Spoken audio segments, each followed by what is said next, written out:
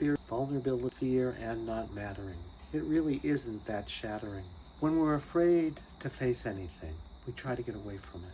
But really, once we face it, do something like, really, I'm going to face these things, as opposed to trying to prove they're not true. But if we face them, they lose their power. If I can say, I can experience unlovability, but it isn't who I am, it's just something I'm experiencing, then I can be free to experience lovability in order not to not feel unlovability, right? So the key here is to say, if I could face the things that I'm most afraid to face, and deep fear of not mattering and profound sense of being a nobody, if I could face those things, and what does it take to face them?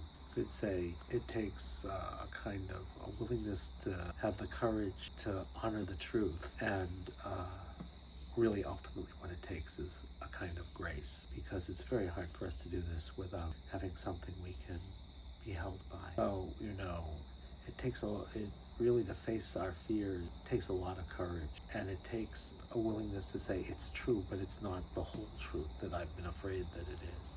And what is grace? It says that I'm not going to live in my ego, because then I have to compare myself to others, or I have to have power over them or anything. But if I have grace, if I have amazing grace, I get out of the blindness of being identified with my ego.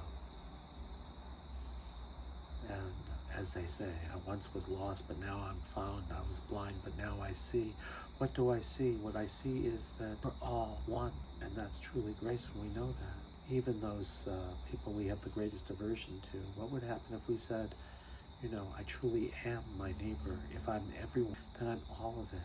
But the question is, can I be with all of it with grace, with the kind of love that we would hope that we would get, no matter who we are? So I end today with amazing grace, because that's the thing that will truly set us free and allow us to see the truth.